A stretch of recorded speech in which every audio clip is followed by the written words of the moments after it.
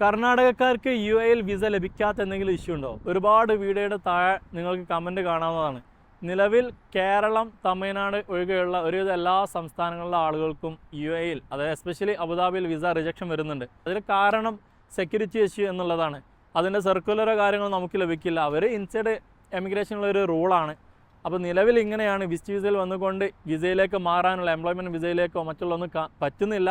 Family വിസകൾ മാത്രം ലഭിക്കുന്നുണ്ട് എന്നുള്ളതാണ്. മറ്റുള്ള ഈവൻ പാകിസ്ഥാൻ്റെ ഒക്കെ മുമ്പേ വന്നതാണ്. അതൊന്നും സർക്കുലർ പ്രകാരമല്ല. ഇങ്ങനെ നമ്മൾ ഓരോ വിസ ആപ്ലിക്കേഷൻ ചെയ്യുന്ന സമയത്ത് മാത്രമാണ് ഇങ്ങനെ ഒരു ഇൻഫർമേഷൻ ലഭിക്കുന്നത്. നിലവിൽ കർണാടകക്കാരുടെ ഒരുപാട് ആളുകൾ വിസിറ്റ് വിസയിൽ വന്നുകൊണ്ട് എംപ്ലോയ്മെൻറ്റ് വിസയിലേക്ക് മാറാൻ നോക്കുന്ന സമയത്താണ് ഇങ്ങനൊരു വിഷയം കാണുന്നത്. അത് കർണാടകക്കാർ എന്നുള്ളതല്ല, നോർത്തേൺ ഇന്ത്യൻസിനൊക്കെ ഈ ഒരു പ്രശ്നം നേരിടുന്നുണ്ട്. പിന്നീട് അപ്ഡേറ്റ് വരികയാണെങ്കിൽ അറിയിക്കാം. റയർ കേസായിട്ട് ഇൻസൈഡ് കൺട്രിയിൽ നിന്നും വിസ മാറുന്ന ആളുകളാണെങ്കിൽ അവർക്കൊന്നും പ്രശ്നം കാണുന്നില്ല.